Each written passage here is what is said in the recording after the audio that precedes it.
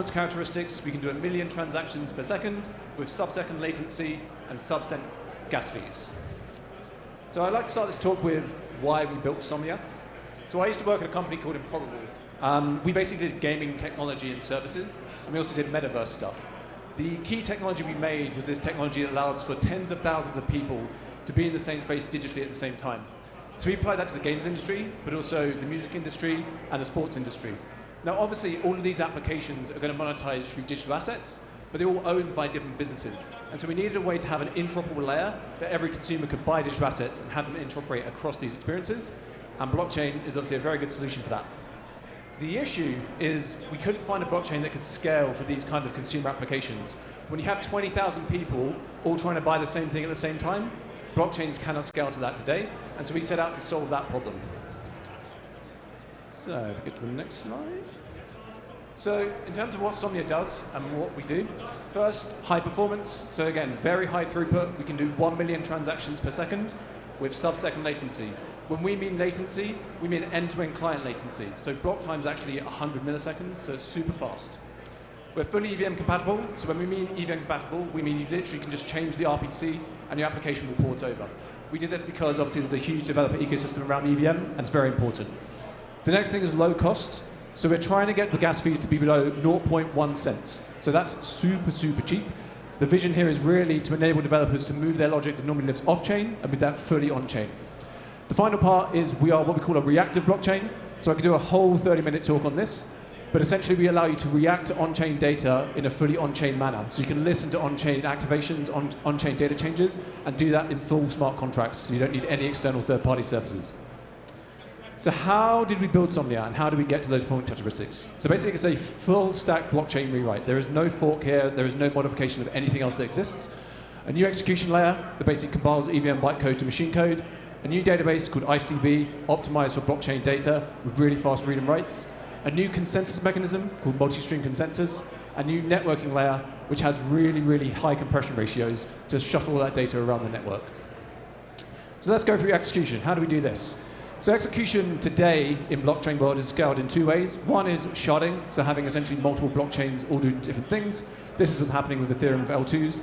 That works well, but you have issues with composability and interoperability. The other way that's being touted a lot is parallel approaches. Now, the problem with parallel approaches is they work very well for some use cases, but not for the mass consumer use cases that I was talking about.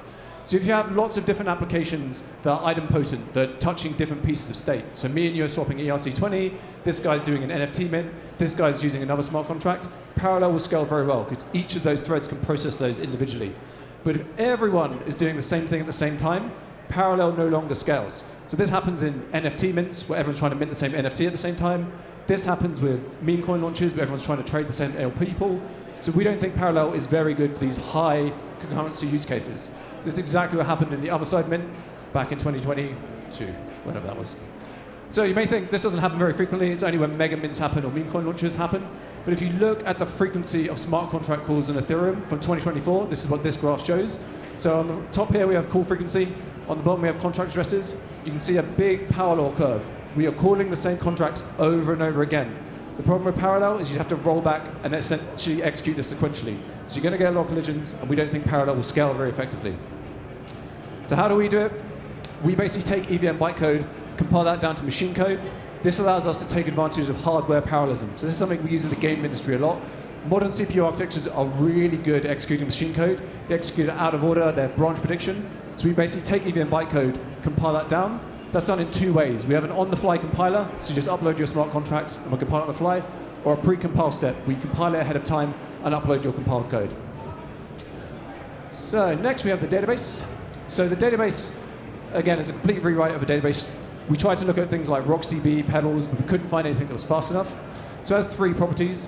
One, it has what we call predictable performance, so you can understand the cost of read or writes. I'll explain why that's important later. Second is optimized for blockchain data structures, so it's built with blockchain data structures in mind from the ground up. And third, has super fast read and writes with a very effective caching strategy. So the predictable performance, how do we do that? What does that mean? Why is that important? So every time you do a read or write with Somnia, a performance report is created. So that performance report essentially tells you, did this hit disk, did this hit cache, and therefore you can understand the cost of that read and write. because you can understand the cost of that read or write, you can modify the gas to exactly price that read or write exactly. This essentially means you can fit more gas into a block. More gas into a block means more transactions, which means we can have higher throughput. The next thing is the read-write cache. So the average read-write time on Somnia with IceDB is 15 to 100 nanoseconds. 15 when you hit cache, 100 when you hit disk. That, for context, most of the time databases are measured in microseconds, so nanoseconds is very fast. The reason we've done this is basically a back-to-front rewrite with a very, very effective LRU read-write cache that basically optimistically adds stuff to the cache and kind of predicts what needs to be in the cache ahead of time. So, the consensus model. How do we do this? So this is a new consensus model called multi-stream consensus. It's a partial BFT model. It's inspired by a white paper called Motorway, which you can find online, Motorway BFT. The way it works, essentially each validator in the network has almost its own mini blockchain. We call those data chains. So each validator can create blocks in their own blockchain. Those are around 100 millisecond block times. We're then continuously running what we call a global consensus chain across all of the validators to work out what is the head state of the blockchain. Now that is being run at around 20 milliseconds, so faster than the validators can create blocks themselves. And then all the validators are constantly reading from that consensus chain, looking at what is the current head state of the blockchain, so they're not colliding with any of that head state with any other validators. So what this means is you essentially have lots of mini blockchains all working together in one global uncharted context. This increases throughput significantly and decreases latency.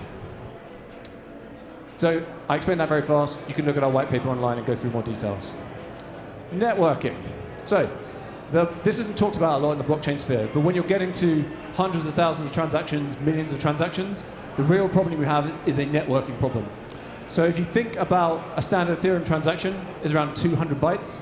If you're doing 1 million of those, that is 190 megabytes per second or 1.5 gigabits a second. Now, if you want an actually decentralized network that's going to run across the public internet, you're going to have a bad time. So you need to think about how you compress that data and can make it much smaller so you can actually have a fully decentralized network running at those capacities. So how do we do this? So we take advantage of what's called a power law distribution. So for people that aren't aware, a power law basically shows the ratio of frequency of occurrences with the thing. They happen a lot in nature and in organizations. So if you look at, say, a sales organization, the top 5 salespeople will do 90% of the revenues. If you look at, say, the games industry, the top 10 games in the games industry account for 95% of the revenues. So you get this kind of curve with a very long tail. So if you look at Ethereum or if you look at any blockchain, you can see that many smart contracts and accounts are interfaced with, so the top accounts are interfaced with many times, and there's a very, very long tail. That means you can take that knowledge and use a very novel compression algorithm to compress that data down to make it much smaller than necessary. Now, if you don't believe me, remember this card from before. This is clearly showing a power law, and we take advantage of that with our compression algorithm. Now, the next thing is signatures. So signatures, by definition, are uncompressible. The way we solve this problem is we essentially batch the signatures together using a BLS signature scheme. So the way this works, and this is very high level because I've not got much time, you essentially aggregate all of the keys together to make a master aggregate key, and you aggregate all of the signatures together to make an aggregate signature, and you send that around the network. So these are used today in Ethereum, so in the beacon chain between validators, this is used, but we use this across the whole network between all the clients and all the validators. So this obviously increases compression ratios, but also increases throughput as well. Now, this is one of our backwards compatibility breaks. So because we are using BLS signatures, you can't out of the box use MetaMask or Phantom or a wallet like that. We do have backwards compatibility for Ethereum signatures, so elliptic curve signatures, so you can still use all the stuff that exists in the ecosystem today.